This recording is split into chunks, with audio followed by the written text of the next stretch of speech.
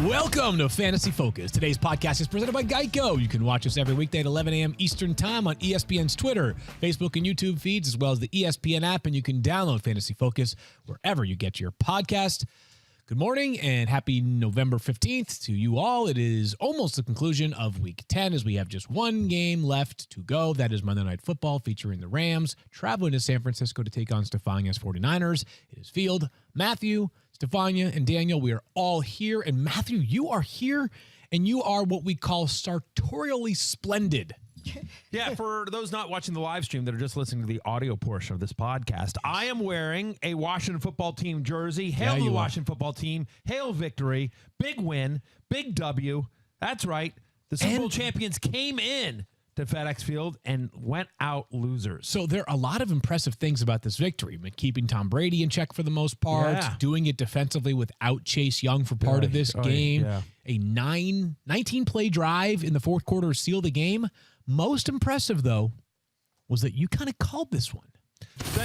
In a year in which we just saw the Dolphins stomp the Ravens, and we saw the Jaguars shock the Bills, Sorry, it's not happening. Maybe Washington off the bye, fired up, circle the wagons. Okay. Come on, Coach Rivera, this is for you. Yeah. Maybe. Just maybe. Not maybe anymore. Definitely. I hate when you're right. Definitely happened. It definitely happened. There you go. I win a board bet from you. I win dinner from Daniel. Daniel Dopp gave me the 9.5. And you know what? Didn't need it. Didn't need the 9.5. 12.5. I gave you a 50% odds boost. That's right. You gave me an odds boost. You gave me 12.5. I didn't even need the 12.5. I didn't need the 9.5. But you know what? I could have given you 9.5. And I still would have covered. That's true. I could have given you 9.5. 29-19. Hail to the Washington Football Team. Hail victory. That was awesome. That was awesome. Wait, did I board bet you they would win? We did a board bet. You really agreed to board bet that the Washington Football Team would beat the Bucs? Yeah. I didn't even give you points or anything. Do you want to know what insanity looks like? You gave me points. I think you gave me the line. Oh, wow. Right, didn't he? I think you gave me the line. How do I have? I mean, I'm not doubting it. I'm just surprised I have no memory of this. It's funny Good for because you. I mostly remember you saying like, "You're awful. Please don't embarrass us." You know, the defense, where are they? They're the worst. But all of a sudden, you're their biggest cheerleader. Well, so, you know what? You know what that was, Stephania? Explain that to me, hypocrisy. I'll tell you exactly what it was. It's called good producing. Tough love. No, it's called good producing. No, it's good producing. To not run that portion of the clip back. No, that's listen, what I'm here for. That's what I'm here for, to bring out the truth. I want to be very clear here. I'll tell you exactly what that was called. That's called motivation. It's called tough love. It's called a little reverse psychology, and it worked. So you know what, Washington Football Team Nation, you're welcome. So you're welcome. Question for you. There you go. You're welcome. And I'm wearing anyway. So people that can't see, that are just listening to the audio portion of this podcast, I am wearing not only a Washington Football Team jersey, but I'm wearing the double zeros. Right. And you're like, what's with the double zeros? Who's double zero? And I'll tell you. So our good friends over at the NFLPA and Fanatics, they've been longtime friends of the show. We really appreciate them. Shout out especially to my buddy Steve Skeblo. So last year, during what many call the greatest appearance of all time, on our podcast, sent me this jersey after that appearance, and I have not worn it on air until now. Field Yates, tell everyone what it says on the back of my jersey. Wow. M Exotic. I am sick to my stomach right now. Maddie Exotic. Oh, no. Ew. Maddie Exotic. Oh. Ew. What kind of monster has been created on this show? I'll tell you right now. No. Cut his mic. Someone cut his mic. I'll bring the voice back. Someone cut his mic. I'll tell you right now. No, let me ask you one question. I'll tell you right now, that was a hell of a victory. Yeah, can I ask you one question? Please don't. Yeah. I have one. I do have one question. Yes, sir. Would you describe the emotions inside the locker room when you got the game ball yesterday? You know what? It was a big moment. It was a big moment. You know, Coach Rivera telling all of us this is what we're capable of, that we showed the world what we're capable of. and he let everyone know, listen, we got the day off, Victory Monday. Victory Monday. So, exciting. It was exciting. The defense stepped up. Everyone did their part, including me. That's really well done. And, all right. Enough of you. One of the things I tweeted during the game was like, I'm very well aware of the score in a current game, and I'm not saying anything. Because I thought for sure they were, you're like, this is great, but, and like, I was super nervous, and then losing Chase Young, which is awful. But credit, I just want to take one moment, in all seriousness, credit Scott Turner. That final drive, you mentioned the 19-play drive, because if Brady got the ball back. Oh, he's winning. He's winning. So Scott Turner and the Washington football team offense knew, like, we ain't giving this ball back. So I thought that final drive was a masterstroke. I thought it was really, truly amazing. Credit to Taylor Heineke. Credit to the offensive line, which finally got healthier. Antonio Gibson looked like Antonio Gibson again. It was an exciting win. Look, Washington still has a lot of flaws as a football team, and losing Chase Young is a massive blow. But for a franchise that's been, hitting the chin quite a bit and had a lot of self-inflicted wins, this is a big victory. Big win, and I'm thrilled. I'm thrilled as a fan of the franchise. Those that have Antonio Gibson on their roster can send me a personal thank you note. I benched him in the War Room League, and he, of course, had 2 touchdowns. I was trying to motivate him for the rest of the season. It did not cost us the win, fortunately, but I do have a feeling they'll maybe turn things around. Tough love. As a result. It's tough love. That's right. Let's get into the rest of the action. Please refer to me as Matty Exotic for the rest of the show. I will never do that. Literally never. Stephania, we have some news to dive into. We hit this yesterday on Fantasy Football Now. It took place on Friday. We learned about it on Saturday. This is just devastating for the Rams, as wide receiver Robert Woods suffered a seemingly minor injury during practice on Friday, and it turned out it was not so minor. Right. This is a reminder that you can't always judge injuries by how a player reacts right when they happen. Robert Woods apparently went down in practice, but got back up and finished practice, even spoke with some reporters afterward. But later they discovered he had, in fact, torn his ACL, and he's done for the year. As Lindsay Theory pointed out in one of her tweets, he's just been a do-everything player for the Rams. And this is really particularly sad. He's a Los Angeles guy, the Super Bowl, of course, in LA this year. So I think everyone on the team, just really their hearts are hurting for Robert Woods. Very, very valuable player for them for a long time. It's tough to see, Matthew, and we're going to get to this game again later on in the show. But just quickly, in case we get pressed on time, what it means for 2 players specifically tonight, Odell Beckham Jr. and Van Jefferson. Just for tonight. We'll get into the rest of the season later. Just for tonight, I think it means Van Jefferson is the number 2 guy in terms of this passing offense. Okay. Obviously, Cooper Kupp is always going to be the lead here. But Odell Beckham Jr. just got there a couple of days ago. My expectation is that they will have a specific set of plays. I think they'll take a couple of shots to OBJ. Look, Sean McVay is a player's coach, and he was heavily involved personally in the recruiting of Beckham to LA. So my guess is that they will try to get him a cheap touchdown. In fact, I don't know that I want to guarantee a touchdown. I would take it if you do. I would take it. But I do believe he gets into the end zone. I will tell you that I'm a betting man, and it is legal in the state of Connecticut. I'm going to bet Odell Beckham Jr. anytime touchdown score tonight. I'll just tell you that right now. So I'm gonna put my money where my mouth is. And so I do think they will try to at least to get him a cheap touchdown, and I also think they will take a couple of deep shots to him. They'll have a package of plays for him. Having said that, though, Van Jefferson, who's been there since all of last year and has a connection with Stafford this year, they like him a lot. Somebody he has gotten, I want to say, 6 or more targets now in 3 straight games. Van Jefferson has.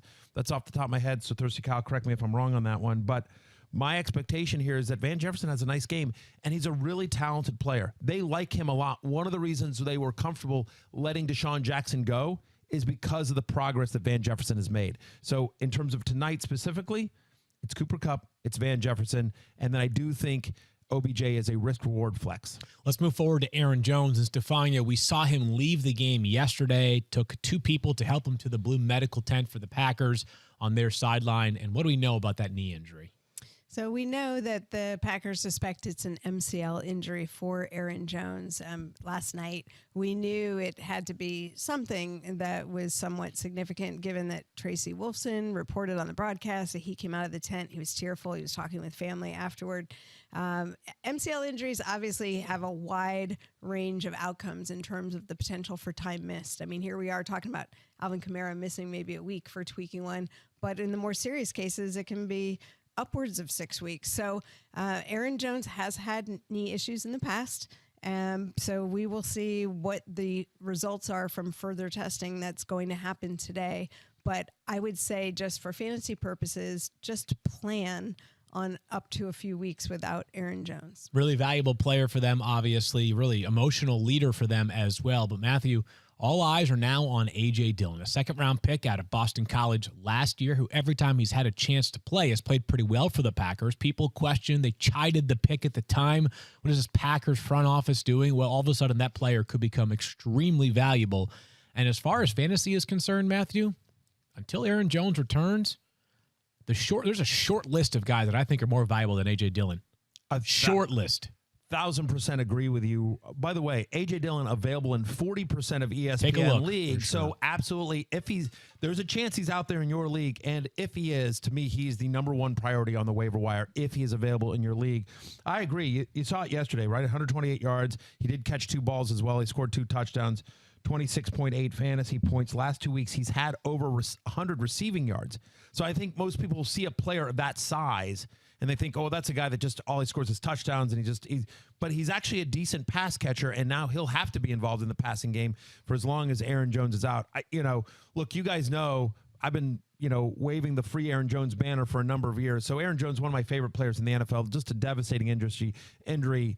Fingers crossed that we get good news, but I'm with you, Field, in that A.J. Dillon becomes, as long as Aaron Jones is out, A.J. Dillon is a locked-in RB1 for fantasy purposes, and this just goes to what we talk about. Like, there are players like that. There aren't a lot of them, but whether it's Alexander Mattison, whether it's Tony Pollard, whether it's A.J. Dillon, there are guys like that have standalone flex value, but if anything were to happen to the player in front of them, they would suddenly be a locked-in RB1, and that's why we're like, Ezekiel Elliott is rostered in 100% of leagues, which is why Tony Pollard needs to be rostered in 100% of leagues. Same with Alexander Mattison and Dalvin Cook, A.J. Dillon and Aaron Jones. We've talked about this throughout the season, so I'm amazed that 40% of leagues don't have A.J. Dillon on somebody's roster. A.J. Dillon, by the way, friend of the podcast. Yes, he is. He also went to BC, as we all know. If the Packers don't make any other moves at running back until Aaron Jones returns, Patrick Taylor is the next man up, just to keep that name on your radar. We'll see what kind of role he has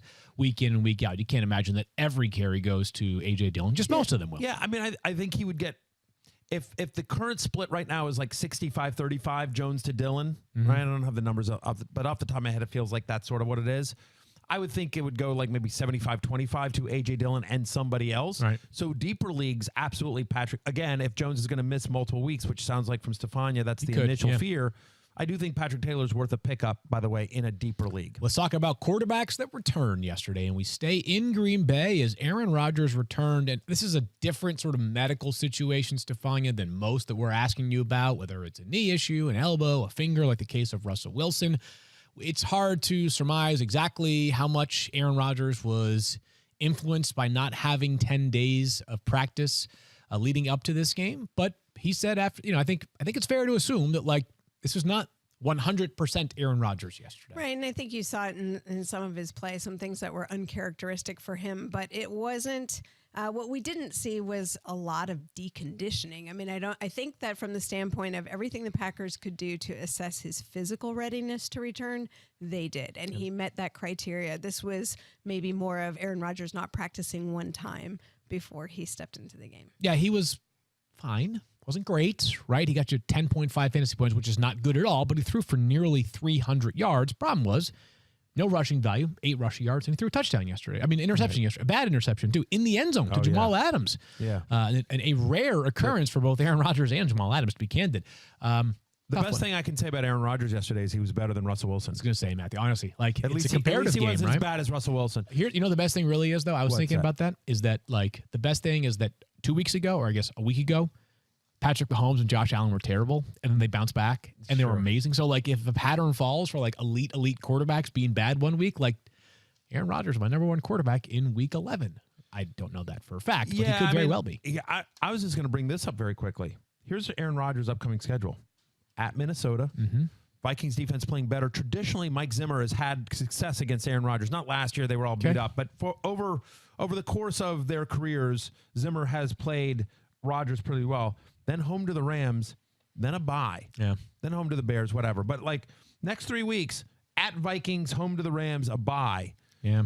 He's a tough one, though, for me because it does feel like sometimes, like, in the biggest moments, like Rodgers just summons something that you're like, okay, I don't care who's playing. We could have the 85 Bears mixed in with, like, the 10 other best defensive players of all time, and I'd still feel confident starting Aaron Rodgers. Let's go to the... I'm just saying it might be worth seeing what somebody might give you in a trade. Like, I wouldn't mind. Yeah, I think it's a fair idea. Like, again, if you're in the next 3 weeks, you're like, I got to win, and Rodgers is your quarterback, Rodgers will be fine, but I don't know that he's going to have 3 elite games there, over the next 3. And so, again, no Aaron Jones, I think, affects that team. It does. Like, that's a loss. It's weird because there isn't, like, I feel like there were more options like this last year. There isn't a guy who we're, like, struggling to jam inside our top 10 at quarterback every week who's just money in the bank every single week, right? Like, there is a lot of depth this year at quarterback, like there always is. Like Derek Carr could get you 20 points in a week, or he could be like last night where he was bad, right? Like Matt Ryan, I don't sore spot here, but he like 0.68 points last night. Kirk Cousins was fine, right? Like there haven't been as many guys who are like, hey, we don't. There are more even towards the bottom 10. I mean, like Justin Herbert was very, pedestrian yesterday. I believe Herbert has as many games under 15 points this year as he has above 15 points this year. It's a weird year for quarterbacks. Very, very pedestrian. Jalen Hurts had a nice game, but 2 weeks ago it had been bad. And by the way, Josh Allen, it was a good game, but it wasn't as good a game as you thought it should have been. I mean, they had 4 rushing touchdowns. They had 4 rushing touchdowns in that one. By the way, who else was bad this week was Lamar Jackson. We forget about it because Thursday feels like a million years ago. But like Lamar Jackson was not great for, Lamar Jackson. You know who else was not great? Who's that? Russell Wilson. Oh, boy. Who the Seahawks were shut out for the first time ever with Russell Wilson as their quarterback, Stephania. And bring back Geno. Everybody is asking he's never been shut out, for the record. Everybody's asking this question, Stephania. How much of that was attributed to the fact that he had a pin in his finger? It was his first game back. And by the way, before you answer that, Stephania, I just want to say this very quickly. Shout out to you, who all week long, and especially on Fantasy Football Now, you talked about it. You even brought out props to show the metal screws that were in Russell Wilson's finger, and just talk about the cold weather and that he hadn't really played and how important that finger was to throwing the ball. You had real concerns about his ability to perform in cold weather with not a lot of practice with those pins in his fingers. So I just want to give a shout out to you, Stephania, because I think everyone else was sort of like, it's Russell Wilson, he's back, start. And you were like, hold a minute here. So. Well, thank you, Matthew. I mean, I think there's kind of 2 things. I think there's actually some really good takeaways from Russell Wilson. And here's what they are. He wasn't worse. He didn't hurt his finger. In other words, he emerged with no setbacks. He actually could throw the ball down the field. And I think the assumption was that people thought he wouldn't be able to air it out. In fact, he sailed it a couple of times, may have had to do more with control and with that cold. But he could play football. Now, here's a couple things that they did do differently because he was coming off the injury. They essentially ran all their offense out of the shotgun or pistol to avoid him having to take snaps from under center. Pete Carroll defended that decision later. He said that they did take snaps under center during the week, but they just decided they didn't want to expose him to that in his first game back. Pete Carroll referenced the cold and said maybe that's kind of why he sailed the ball to Tyler Lockett. When they talked to Russell Wilson after the game, he deflected really attention from the finger. He said his finger felt fine. He said that he had 2 bad passes, and he talked about the one that he overthrew to Tyler Lockett, and basically said he wanted those back. I think he looked like a rusty quarterback who hasn't played in a month, who was also coming off an injury. So I think that you could see Russell Wilson look a lot better sooner rather than later. I'll tell you one last thing that I'm keeping in mind now.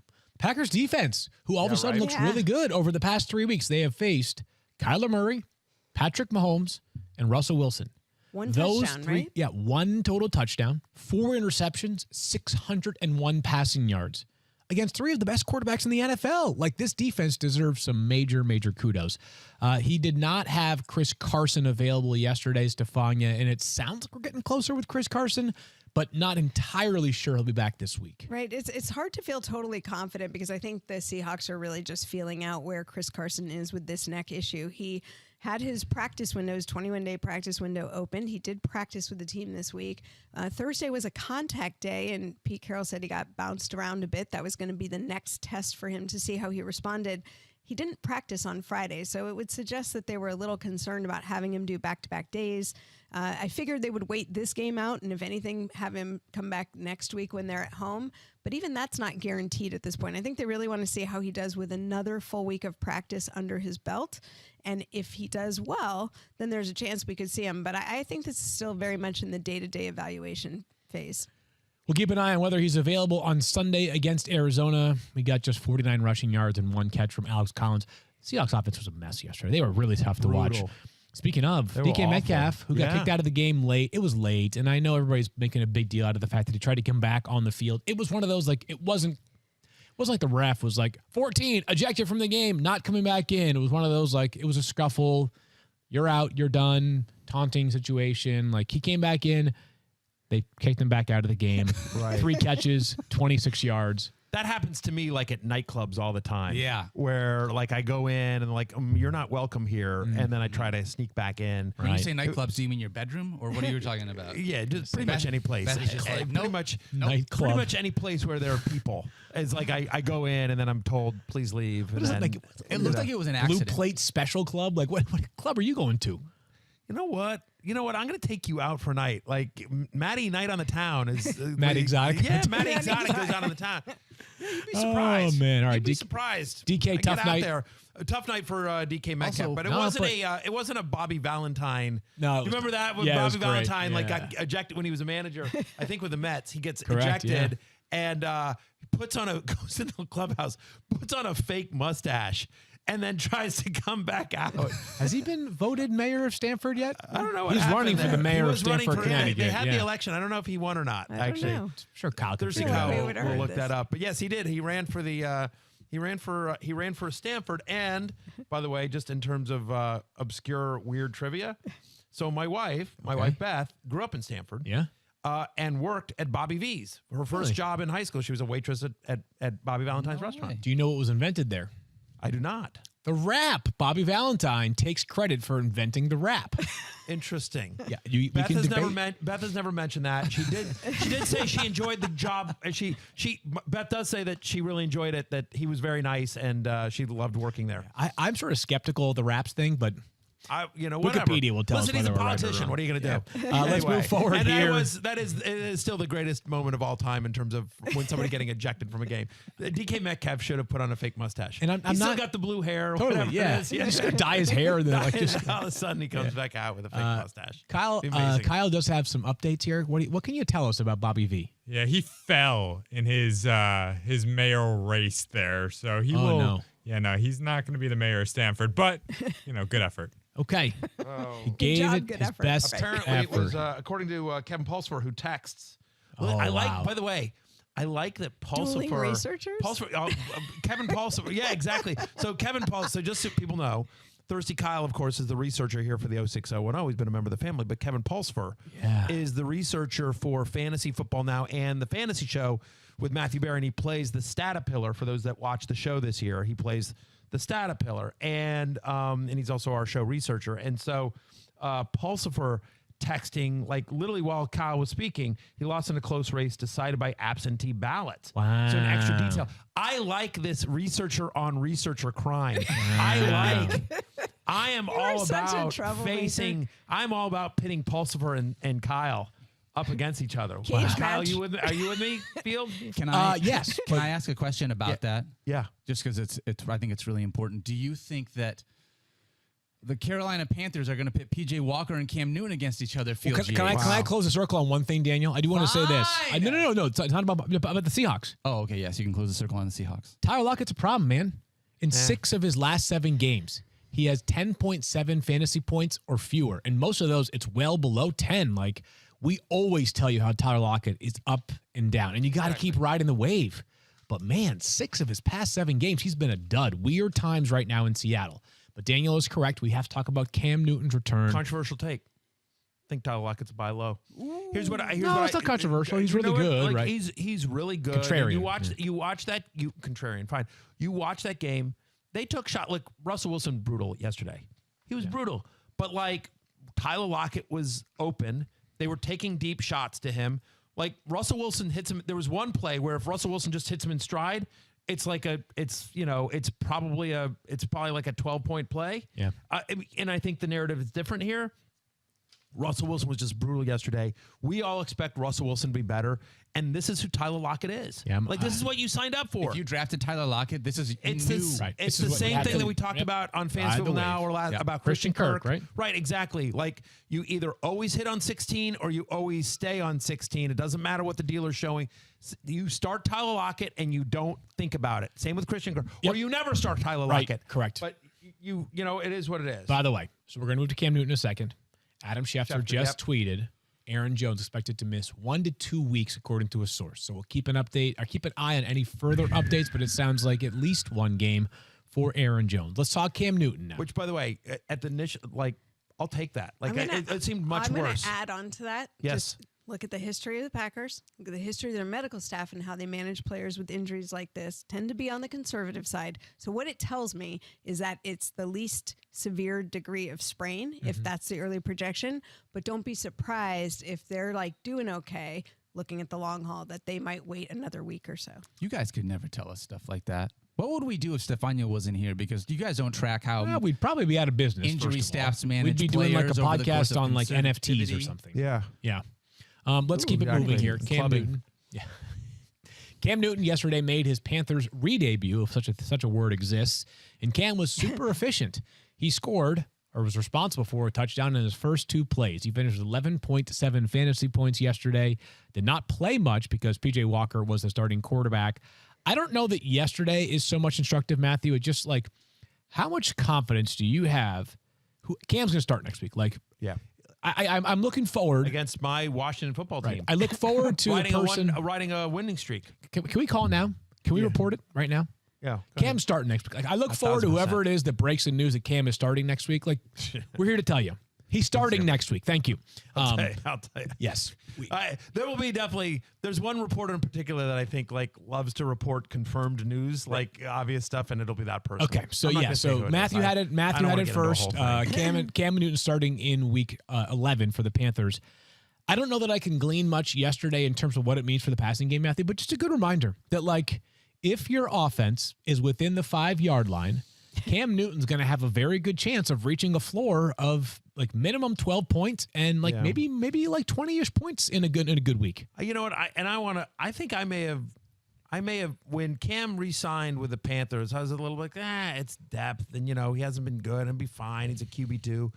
But I think he's now honestly, I think he's a QB2 with upside. I think I was a little bit too negative on him initially. Maybe. Just because he's been hurt, he's been ineffective. He got beat didn't up throw by well Mac last year, Jones. though, He didn't play well last year. He didn't throw well last year, right? He certainly didn't throw well. But look, he also he got COVID early, and he always felt he has said that he did not feel like himself for much of the season. He didn't have a lot of pass catchers. He's now surrounded by Christian McCaffrey, DJ Moore, the ghost of Robbie Anderson, who reappeared yesterday. All of a sudden you're okay. And so I just think that if the rushing is there, and it seems like it will be, and then he's middle of the pack in passing, you're looking at a mid-tier to, upper tier QB2. I think I want to see a little bit more before I jump from where we were previously, which is potentially usable QB2 as a bye week fill-in to a QB2 with legit upside week in and week out. I really want to see what it looks like as a thrower, because by the end of last season, it was very, very difficult for him to string together a bunch of positive drives and throws. Look better in the preseason, but we'll see. One thing that I thought was interesting, though, and I think this is underrated just about Cam Newton in general. By the way, and I agree with you, by the way. So he plays Washington. He's going to play Ron Rivera this week. That'll be a big game, and Ron certainly knows his flaws. And then they're at Miami, a Dolphins defense that's playing better recently. Mm-hmm. You know what I mean? And then, last week especially. And then they're on a bye, and then they're home to Atlanta. So the next 3 weeks will be instructive on Cam Newton. I'll have him ranked somewhere in the 14 to 18 range. Okay. When I haven't sat down to do my ranks for week 11 yet. But one thing I will say is that in the Sports Center, I think it was either Sports Center or ESPN, maybe both of them did, they put this out on Instagram. But there was video of Cam Newton on the sideline with everyone around him, yelling out plays and just sort of Cam's been there 3 days, already a team leader. Of course. And here's which I know you're saying no duh, but what I'm telling people at home that may not be aware of this. Cam Newton is a really, really charismatic guy who teammates love. He is a true leader. He's a big locker room guy, and don't underestimate the importance of that, of guys in that locker room wanting to play for somebody like that. I do think Cam's personality lifts up the people around him. No doubt about it. We have to pick up the pace here, and I want to just cover one more thing with the Panthers before we get into a couple of live reads. And Stephania, Christian McCaffrey looked great yesterday. He did go to the medical tent once, but how would you assess his overall performance? So I thought he looked fantastic. I mean, there was no question in terms of performance about how he looked. Obviously, nearly 100 yards rushing. He had a ton of receiving yards as well. He certainly upped his snap count this week compared to last. I think he played 27 snaps when he first came back. He played 41 last night. My concern was just with the volume with him. And right around the time I tweeted something where I was like, okay, McCaffrey looks good. Like, let's just pump the brakes, because it's so easy when a player's out there to just let him keep going. That's right when he headed to the medical tent. And then afterwards, you could see the medical staff actually working on his hamstring. You could see McCaffrey shaking his leg. And I just thought, what? And he goes back in the game. And I was really holding my breath at that point, like, please pull him out soon. He didn't end up coming out later. The thing about this you need to remember is players are not going to raise their hand. They're not going to say, when they're doing well and performing well, and also when you're a player who, remember when Sal Palantonio was on the Fantasy Football Now show, and when McCaffrey was coming back, he said that he'd gotten from Matt Rule that Christian McCaffrey had only finished 3 of 24 games that he'd been there for. Player hears that. Pride. You know, so the player is going to want to be in there and prove that he can do it. And they really need to, this is going to be tough for them because he's obviously incredibly important to their offense. But if they want to keep him all season long, I think those things you saw yesterday tell you this is not completely in the rearview mirror. This is something where he's getting that hamstring worked on. It's bothering him a little bit as he fatigues. It has to be managed well from here going forward. Good reminder, by the way, of why he went 101 in drafts. Again, on a day in which he played 41 of 70 snaps, 26.1 fantasy points. We're going to talk about the Cardinals, the other side of this game, without their quarterback and top wide receiver and top running back. But first, do you own or rent your home? Sure. Sure you do, and I bet it can be hard work, but you know it's easy? Bundling policies with Geico. Geico makes it easy to bundle your homeowners or renters insurance along with your auto policy. It's a good thing, too, because you already have so much to do around your home. Go to geico.com, get a quote, and see how much you could save. It's Geico easy. Visit geico.com today. That's geico.com. Support for this podcast and the following message comes from Supercuts. Hair. It has a way of growing back faster than we want it to, and somehow can feel like we need more haircuts than we have time for. Luckily, Supercuts is here to make grabbing a haircut easy. Supercuts is here for you if you're someone who needs a haircut but doesn't think they have time for a haircut. No more scouring the web for salons with availability. You can just use the Supercuts app to find the location nearest you and check in or just walk in. Another bonus, the salon shows estimated wait time so you know exactly what you're in for. As for the cut itself, it's always super solid thanks to Supercuts' highly trained stylists. Get in, get out, and get to that thing that you needed a haircut for. Whether you've got a first date or a vacation coming up, or you just want to look good, Supercut makes getting a haircut effortless. It's not just any haircut, it's Supercuts. Check in now in the Supercuts app or on supercuts.com. Feel I want to call this segment Stanley Yelnats. Does that mean anything to you? Stanley Yelnats. Is that what you just said? Yep. Stanley Yelnats. We are filling Stanley Yelnats. No?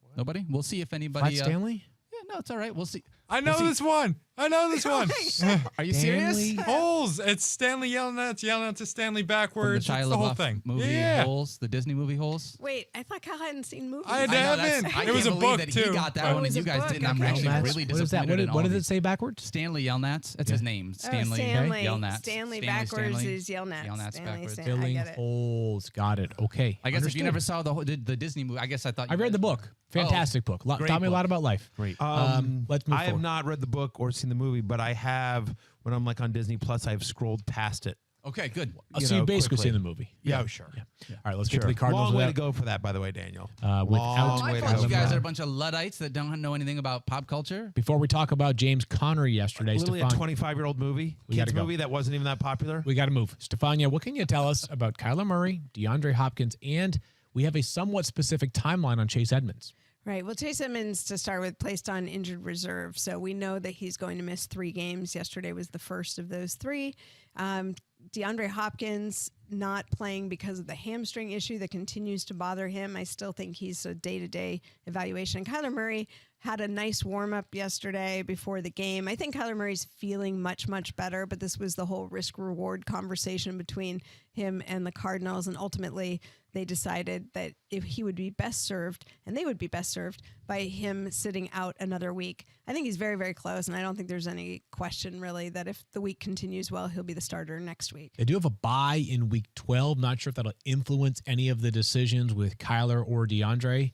On the other hand, it's a problem because Colt McCoy got hurt. That's what I was going to say. Yeah. It's a good point, Stephania, as is the fact that their margin for error reduced yesterday, right? They no longer are the only team with just 1 loss in the NFL, as they now have 2 losses to the Arizona Cardinals in a very competitive and top-heavy NFC. I'll be really quick here in terms of the Cardinals that filled in. James Conner continues to do James Conner things, right? He had 3 catches yesterday. He found the end zone again, his 12th touchdown of the season, gave you 64 rushing yards to boot.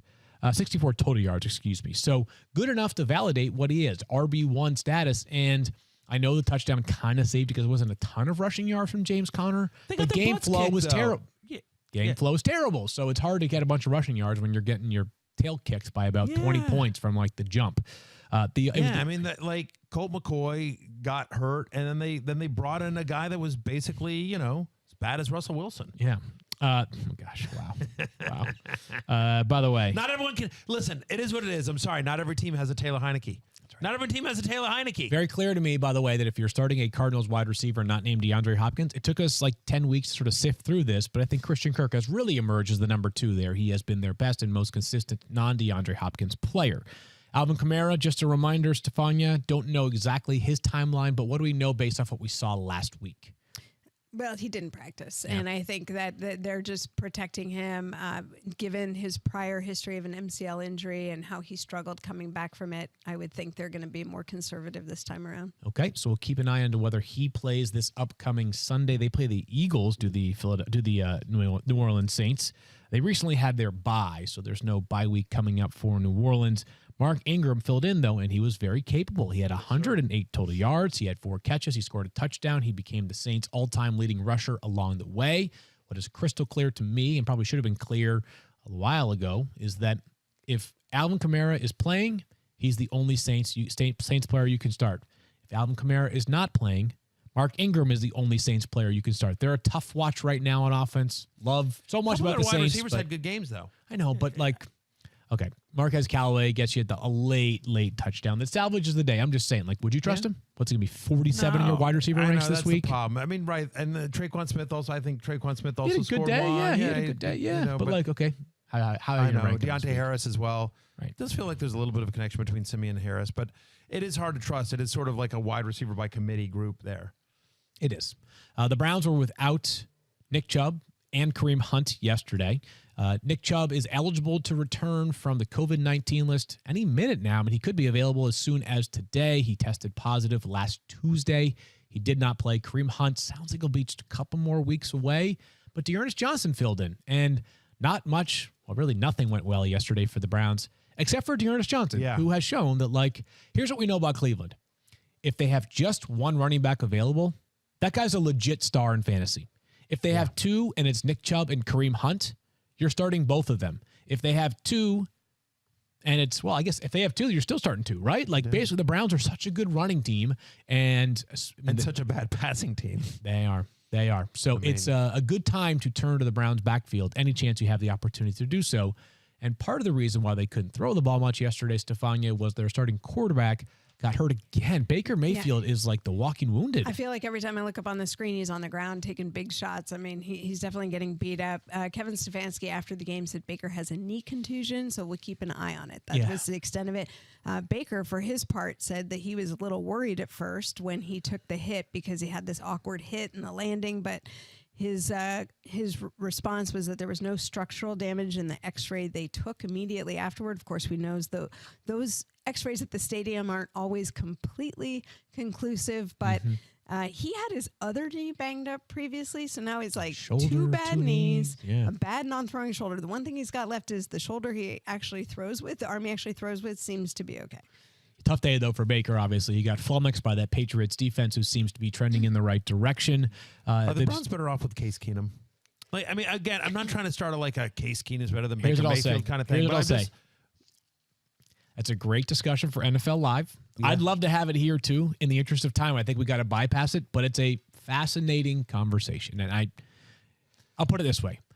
The entire future of the Browns with Baker Mayfield is a fascinating conversation. This is a player who's eligible for an extension, and quarterback extensions do not come cheap.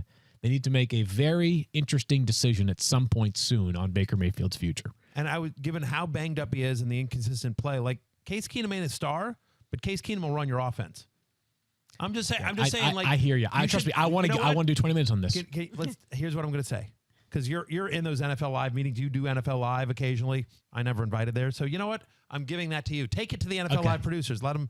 There you go. Let me, and I'll tune in. No, just in the interest, just to keep that, we have so much to get to that I want to table it for right now. Maybe we'll have a thought. We'll have that question at some point, or have that conversation at some point soon enough. The Steelers were without not just Ben Roethlisberger, but also Chase Claypool. Stephania, what's the timeline on both of these players? Ben news came very late Saturday night. Yeah, it wasn't until Saturday night we found out he was placed on the reserve COVID-19 list. So theoretically, he could be back within a couple of days. We'd just monitor his status. Chase Claypool had a toe injury that the Steelers did not think was serious, but was enough that they didn't want him to play this week.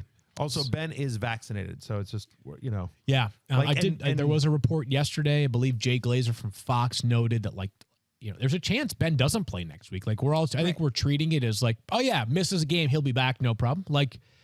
8 days, right? I mean, there's stranger things have happened than a guy needing a little bit more time, especially if you're symptomatic, right? That of course, he has to meet the criteria. I was just trying to move us along, but he was beat up going into the COVID. He didn't practice early in the week because he was dealing with a pec issue, et cetera. So, to your point, there's a lot of things that have to come together for Ben to be ready. And Chase Claypool obviously missed last week as well. We'll continue to monitor his status, but in a reminder that good fantasy play is not tied to good real play, Mason Rudolph is quarterback 12 on the week with over 15 fantasy points. Mason Rudolph, who was just a disaster day for the Steelers offense. But Matthew, the only thing that caught my attention that I think is worth wondering is Ray McCloud had 12 targets yesterday. I'm going to give you a guess as to how many he had coming into the game yesterday for the season.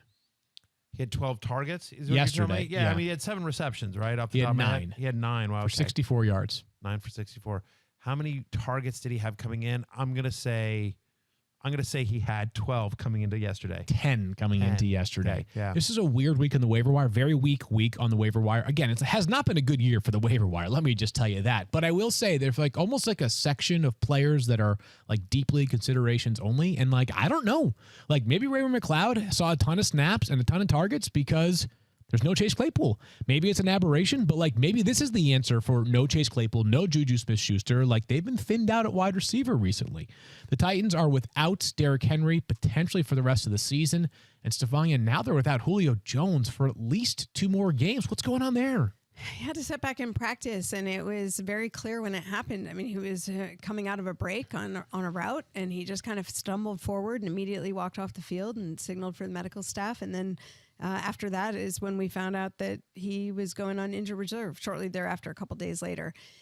This is the challenge with a chronic hamstring injury that dates back to last year. It goes to before this season, and you can do a lot of things to work through it and overcome it, but these kind of setbacks are not unheard of. It's just really unfortunate. And even when Julio was back, I was talking with Teron Davenport, who covers a team for us, and we were looking at some of the next-gen stats, looking at his speed maximums. He's never really returned to his fastest running speed that he showed at the start of the season when he played in week 1. So I don't think he's really ever been at 100% since, and it's just unfortunate. Yeah, it really is. And just, wow, what a weird year it's been for Julio. What a weird year it's been for the Titans.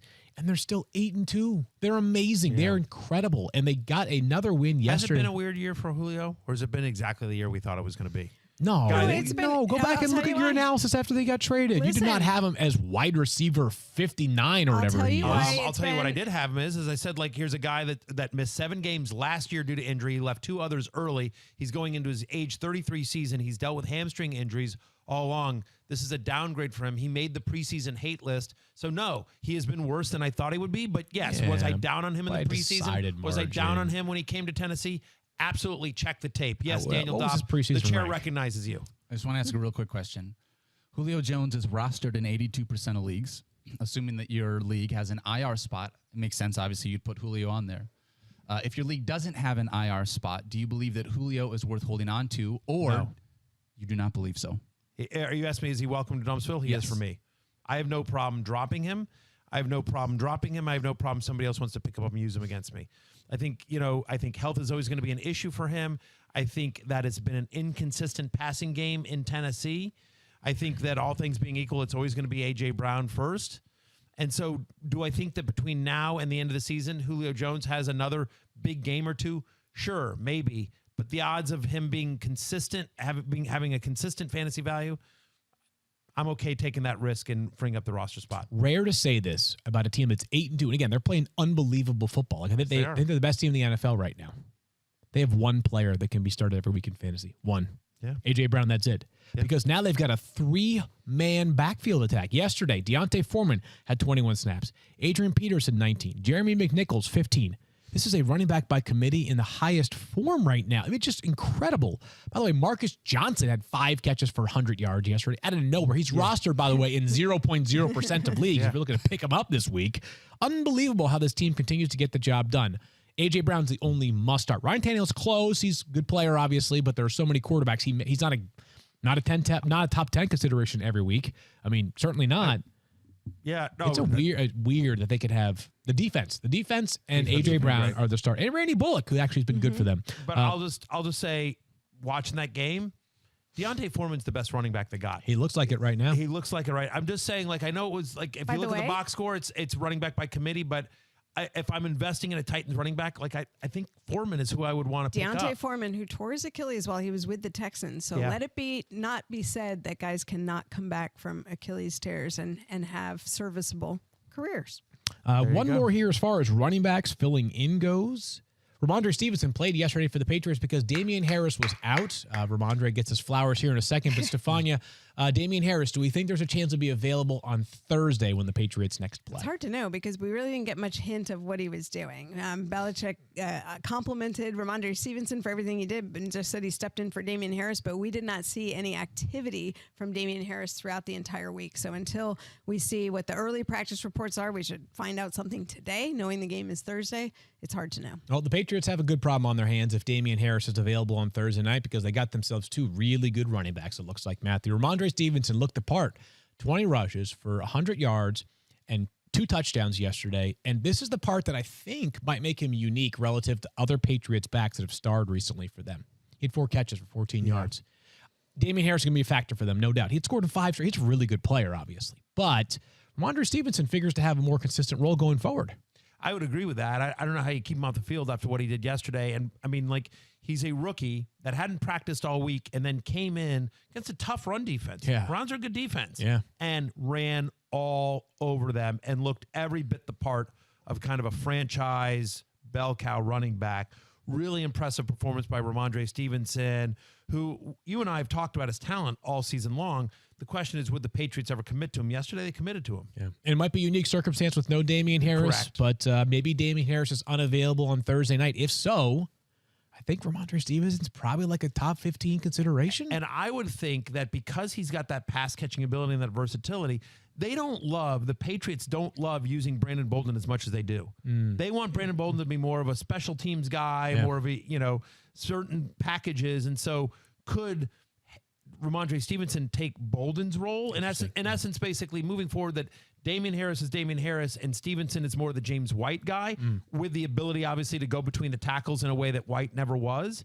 I mean, that's the thing that's interesting about Stevenson is that the problem with Harris or White was that, like, if White's in, it must be a passing play. When Harris is in, it must be a run play. Stevenson gives them more versatility in terms of their play calling because you just don't know what they're going to do. Two good running backs with two bad running back numbers, 37 and 38, not aesthetically pleasing, but the way that they run is. It by the way, Mac Jones looks great. Mac Jones looked dialed in. Looks dialed in. And Hunter Henry. Oh, yeah, double touchdowns. Dude. I think he's tied for or leads all tight ends this year in touchdowns. But hold on. Yeah, what do you got? The real applause that we need to save is he did it.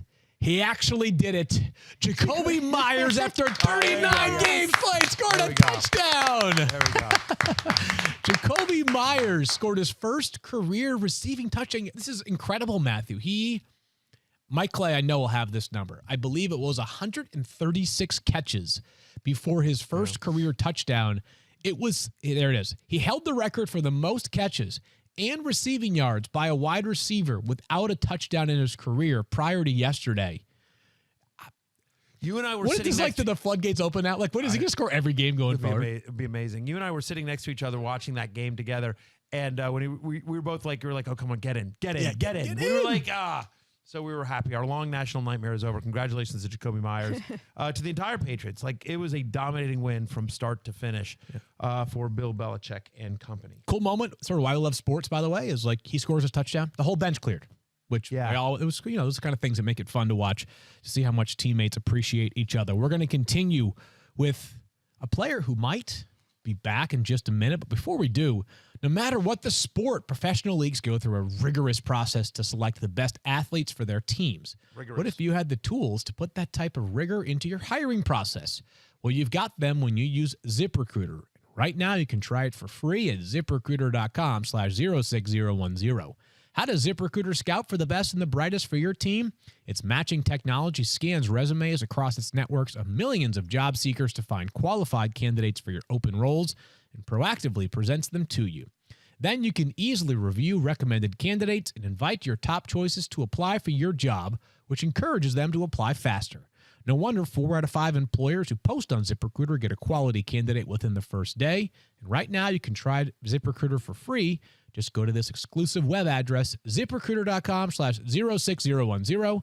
That's ZipRecruiter.com/06010. ZipRecruiter, the smartest way to hire. I remember the days in which Patrick Mahomes would throw for 400 yards regularly. I also remember last night when he did it again, because Patrick Mahomes, for the third time in his career, threw for over 400 yards and 5 passing touchdowns in a single game. No player has done that more in the history of the NFL. Patrick Mahomes is 26 years old, just a reminder. Matthew, we had a long conversation on Wednesday. Daniel and I, it was like therapy session. We're like, there's really not much you can do about it, right? Like, you just got to keep riding the wave. Sure. It's been disappointing, Daniel. And it's like, again, I don't want to take too much credit for this, but did we save the Chiefs season? I mean, it kind of feels like it. Right. With the way, and I think we talked a lot of fantasy managers out of some poor decisions, because we basically just said, listen, you drafted these guys and it's an awesome offense, and sometimes you just got to live with it. I don't know who said it first. I think we were talking. I've been saying this all year on Tyler Lockett and like Christian Kirk and a couple guys. But Patrick Mahomes is one of those kind of guys that you just put him in your lineup and you just leave him there. You just plug your eye, you close your nose, you plug your eyes, and then you just go. You know? Yeah, I totally agree. It's a great call by you. You've been saying it for months now. Yeah. I will say one thing I do wonder. Close your nose. Close your nose and plug your eyes. Yeah. Plug your eyes. Yeah. Plug your Ouch. Oh, man. I don't know. I didn't have the chance. I mean, I didn't watch the tape live. You can't do that. But it felt last night like the Raiders were a little bit more willing to not play that too high shell last night. Now, again. Yeah. No, they were playing hey, let's let Tyreek Hill run free. It was kind of like, we dare you to throw it to him. There were a ton of yards after catch last night, though. Yeah. So whether that's poor tackling or just good run after catch, if I'm not mistaken, 406 yards, 242 were after the catch last night. So the Chiefs pass catchers really helped Patrick Mahomes. So I want to ask this question. Yesterday on Fantasy Football Now, if I remember correctly, Mike Clay said that Patrick Mahomes has one of the most difficult playoff schedules coming up in fantasy. After a 400-yard, 5-touchdown performance, are you holding and waiting for the rest of the year, or is this a sell-high moment potentially for Patrick Mahomes? I'm open for business because of what happened the last 3 weeks. One game does not settle everything, right? I'm definitely scared about the idea that he goes scorched earth the rest of the season. Sure. But you're right. The schedule does not get easier. Dallas this week. They play Denver twice, I believe, going forward. They play the Chargers again. They get the Raiders once more, which is pretty sweet. But they have a legitimately difficult schedule down the stretch. Mike doesn't just make stuff up. So, like, if an offer came for, like, a lesser quarterback plus a wide receiver, I'd be open to it, Matthew. I think it depends on the makeup of your team and how desperately you need to improve at other positions. I hear you. But the issues with Patrick Mahomes have never been schedule-based. You know what I mean? Totally. He's never been a guy where you're like, he's playing those guys. Right. Better bench Patrick Mahomes. Right. I agree. And by the way, the last 3 weeks where he's been or the last month, honestly, where he's been, pretty pedestrian, hasn't felt to me like, whoa, it's been, the defensive have, you know what I mean? Like, do you think that number? He had a bad game against the Eagles. Do the Eagles really scare you? Like, I mean, defensively, like they're fine, but like. Here's a question for you, though. What do you got? Don't you feel like if Patrick Mahomes is going to throw for 400 yards and 5 touchdowns, wouldn't you expect at least one of those to be like a see ya touchdown where like Tyreek Hill is 20 yards past the defense? If you think back to last night, Tyreek Hill's touchdowns, first of all, both of them, like, I am not Gus Bradley, the Raiders defensive coordinator, but next time you play them, like you should cover Tyreek Hill in the red zone, right? Right, exactly. But both of them were short. The Darrell Williams touchdown was a long touchdown throw, but it was like, it was an amazing play by Darrell Williams. A 37-yard touchdown catch. It was 32 yards. But he like went up and just snatched it from a defender. Noah Gray caught a touchdown from 1 yard, and then Byron Pringles was like, I think it was maybe like 13 yards. So it wasn't like, it actually was a lot of run after catch, which kind of, it doesn't take away from the performance, but it does, like, as far as fantasy concerned, like those yards after catch are harder to count on. True, but while the Raiders didn't play the too high safety look a lot, they did try to keep everything in front of them. And Patrick Mahomes just took it, very smartly, sort of took what the defense was giving him. And 260 yards after the catch for the Chiefs last night. That's what Kyle says. Yes. Yeah. Really quickly, and I want to make sure we have a little bit of time to talk about Monday Night Football, but I want to talk about one other player that came back this week, which is Michael Gallup. Stephania, I just wanted to see what you saw on Michael Gallup after sitting out for a number of weeks for the Cowboys. I thought he looked really good in the plays that he was used. He had this one catch, nice toe tap on the sideline, was running well, moving well. This is really one where you give a lot of credit to the Cowboys in terms of how they managed him. A lot of people forgot he was injured week 1 and then went on IR. Calf injuries, we talk about these being, when they're moderate, can be like a 4 to 6 week injury. They brought him back in practice, progressed him very gradually, and did not decide to put him back on the field until he'd had a couple of full practices under his belt, and it showed. He was ready to play. He looked good. No issues. Impressive stuff from Michael Gallup in his return. Almost at a touchdown as well. It was a catch, really close. Could have fallen in the end zone, just toe tapped onto the sideline.